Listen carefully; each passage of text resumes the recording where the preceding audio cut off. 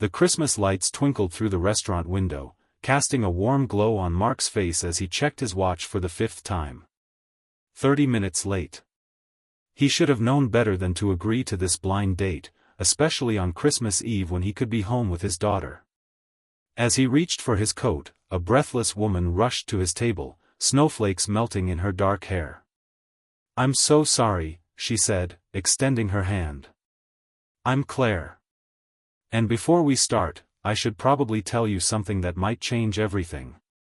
If you're wondering what Claire said that transformed this reluctant Christmas date into something neither of them expected, stay with me until the end. This story might just restore your faith in holiday miracles. If it touches your heart, please hit that like button and subscribe for more stories that remind us of what truly matters. Mark Wilson stared at his reflection in the bathroom mirror, barely recognizing the man looking back at him. At 42, the lines around his eyes had deepened, and flecks of gray peppered his once purely brown hair. He straightened his tie for the 3rd time, wondering why he'd let his sister talk him into this. "Dad? Are you going to stay in there all night?" Emma's voice called from the hallway, followed by a light knock. Mark opened the door to find his 16-year-old daughter leaning against the wall, arms crossed, a knowing smile on her face. "You look handsome," she said, reaching up to adjust his collar. "Aunt Jen has good taste in blind dates." Mark sighed. "I'm only doing this because she threatened to return all my Christmas presents if I didn't." Emma laughed. "Well, that and the fact that you haven't been on a date in 3 years. 2 years and 8 months, Mark corrected automatically, then winced at how pathetic that sounded. The truth was, dating as a single father had never been easy. After his wife Lisa died from cancer 4 years ago, Mark had thrown himself into raising Emma and building his small architecture firm.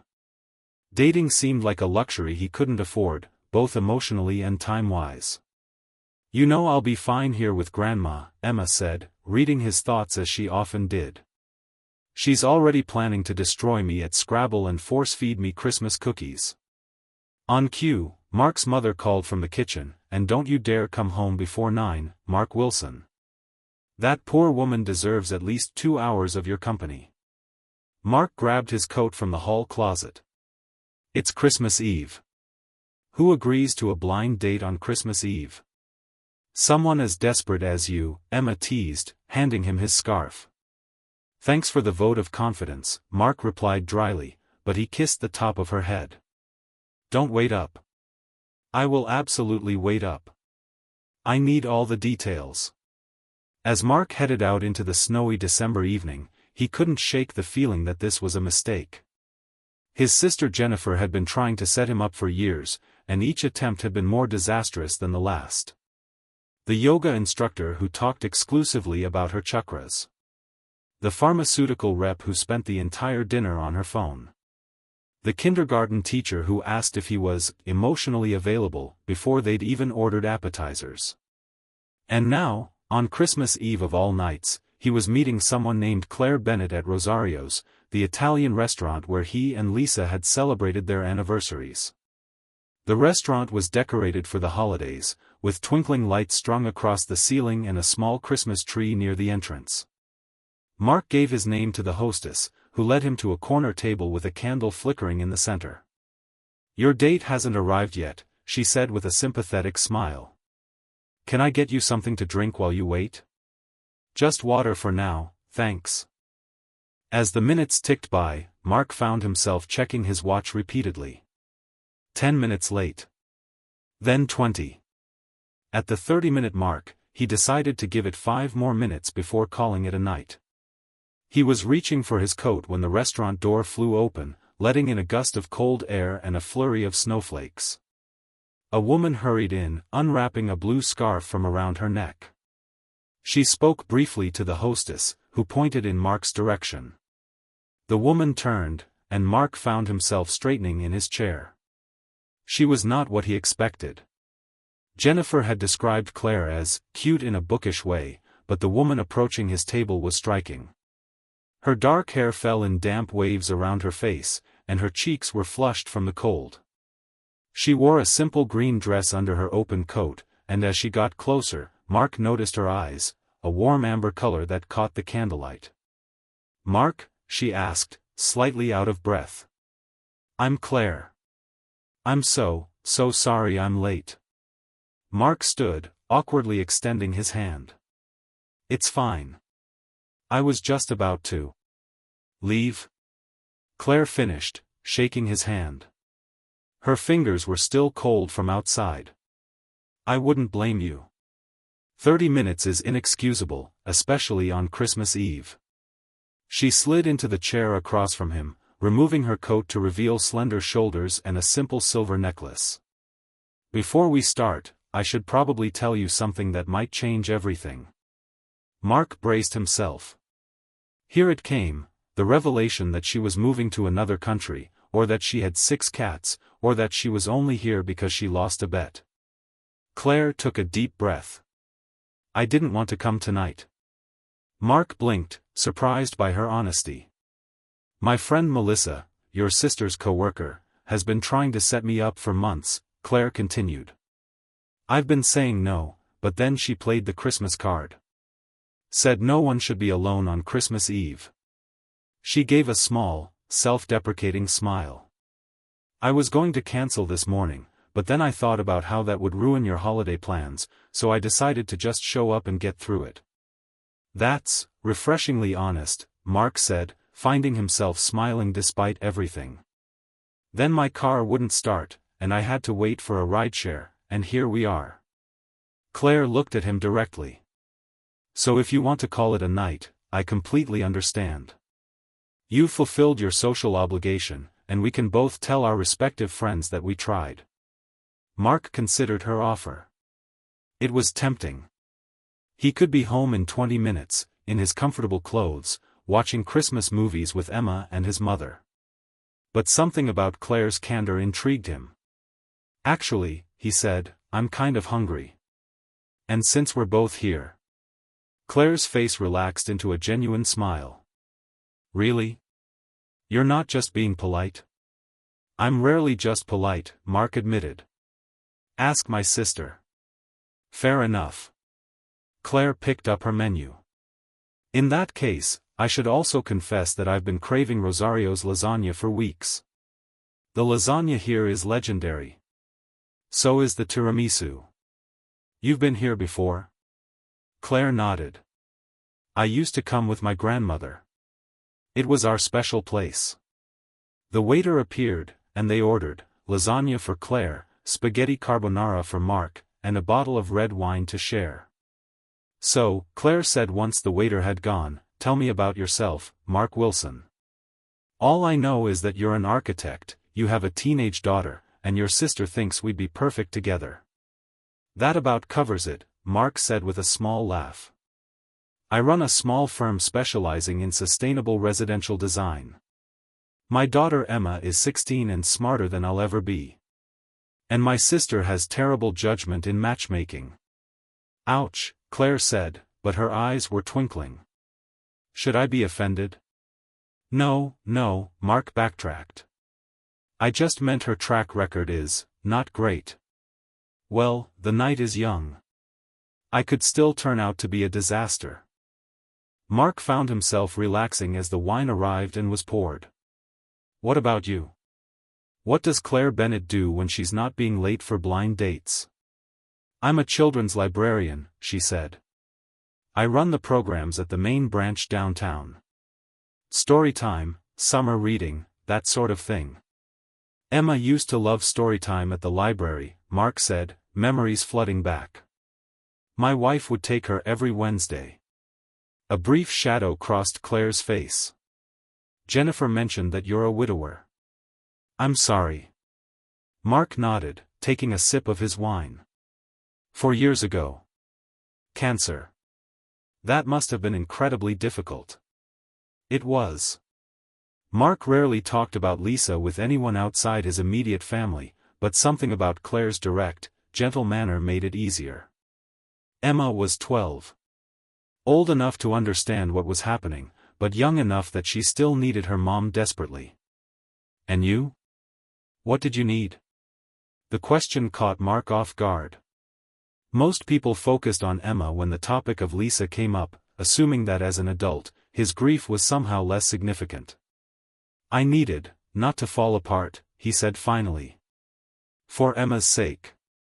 Claire nodded, her eyes never leaving his face. "And now? 4 years later?" Mark considered the question. "Now I need to remember how to be something other than Emma's dad and the guy who designs energy-efficient homes." Hence the blind date on Christmas Eve. Hence the blind date, Mark agreed. "Though I have to say, this isn't going how I expected." "Is that good or bad?" "Definitely good," Mark said, surprised to find he meant it. Their food arrived, steaming and aromatic, and the conversation shifted to lighter topics. Claire told him about the chaos of holiday story times at the library, complete with a Santa who had fallen asleep mid-reading. Mark shared stories about Emma's recent college tours and his mother's increasingly elaborate Christmas decorating schemes. "She has a life-sized nutcracker that she puts right inside the front door," Mark said. "Emma and I call him Creepy Carl. He watches you while you sleep." Claire laughed, a warm, genuine sound that made Mark realize how long it had been since he'd made someone laugh like that. "My holiday decoration vice is snow globes," Claire admitted. "I have dozens. My apartment looks like a snow globe museum from November through January. Emma would love that. She's collected them since she was little." "Kindred spirits," Claire said, raising her wine glass in a small toast. As they shared tiramisu for dessert, Mark found himself wondering what it would be like to see Claire again. The thought both excited and terrified him. "Can I ask you something?" Claire said, setting down her fork. "And you can absolutely not answer if it's too personal." "Go ahead." "Do you feel guilty? Being here, I mean. On Christmas Eve?" Mark considered the question. "A little," he admitted. "It's always been a family night for us.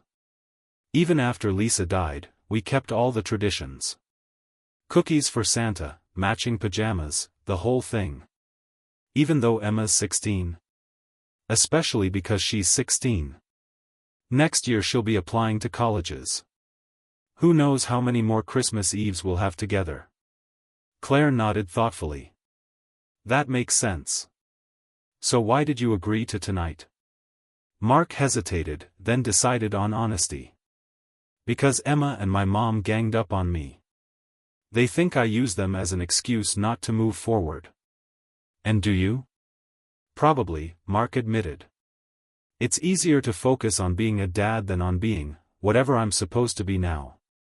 A man who deserves happiness," Claire suggested gently. Mark felt something shift inside him at her words. "Maybe. What about you? Why are you alone on Christmas Eve? If you don't mind me asking." Claire traced the rim of her wine glass with her finger. "My grandmother died last year. She raised me after my parents divorced and basically disappeared from my life. The holidays were our thing." She looked up at Mark. "I was planning to spend tonight with Chinese takeout and, It's a Wonderful Life." "A solid plan," Mark said. "Better than a blind date with a stranger." "I don't know," Claire said, her amber eyes warm in the candlelight. "The evening has exceeded my extremely low expectations." Mark laughed. "High praise indeed." As they finished their wine, Mark found himself reluctant for the evening to end. When the check came, they playfully argued over who would pay, eventually agreeing to split it. Outside, the snow was falling more heavily, coating the streets and sidewalks in a fresh layer of white. Christmas lights glowed from storefronts and lampposts, and somewhere in the distance, carolers were singing. "Can I walk you home?" Mark asked, surprising himself. "Or get you a cab?" Claire looked up at the snow. "Actually, I live just a few blocks from here. A walk would be nice, if you don't mind the weather." They strolled side by side through the snowy streets, their breath forming clouds in the cold air. Mark found himself telling Claire about his favorite Christmas with Lisa and Emma, when they had driven to his parents' cabin in the mountains and been snowed in for 3 days. "It should have been a disaster," he said. "No electricity, limited food. But it was magical. We played board games by candlelight and built snow forts. Emma still talks about it." "Those are the moments that matter," Claire said softly. "The unplanned ones."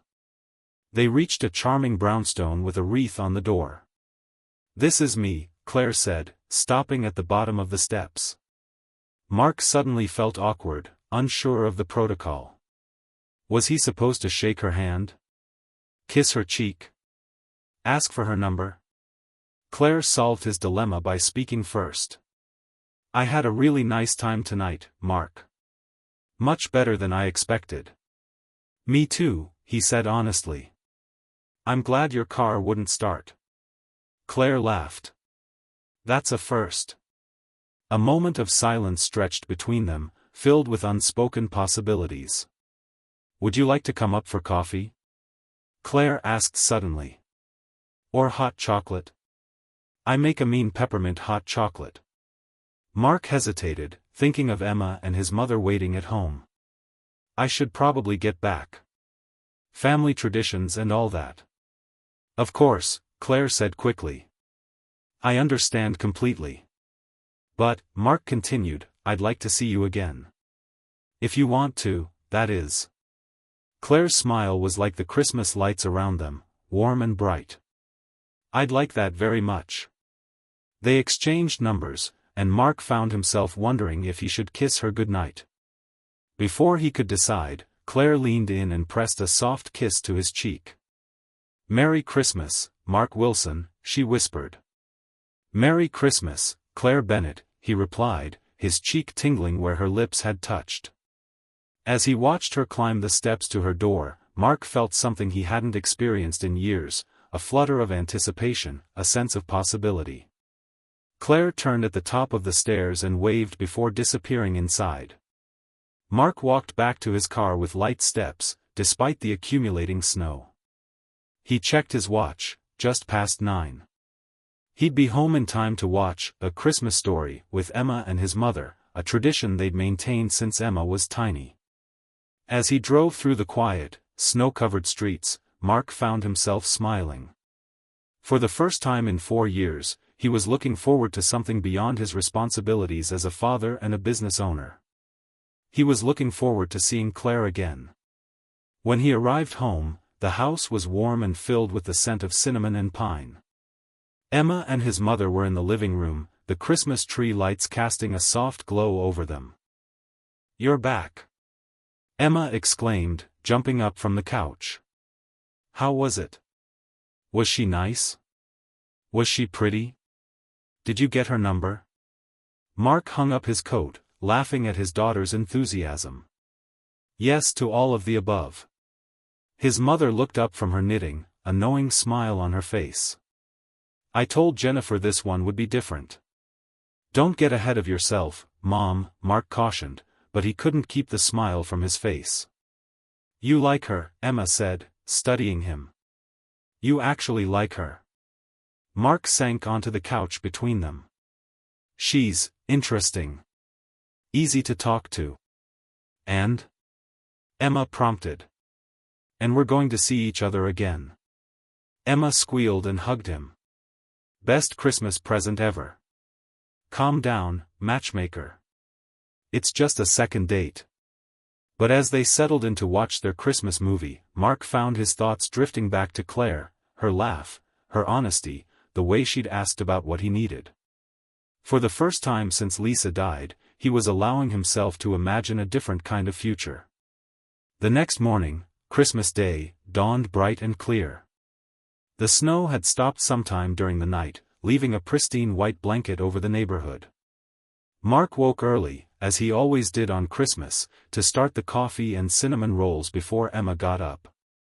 To his surprise, his phone buzzed with a text message as he was measuring coffee grounds. *Merry Christmas, Mark. I hope this isn't too early, or too forward, but I wanted to thank you again for last night. It was the first Christmas Eve since my grandmother passed that felt right.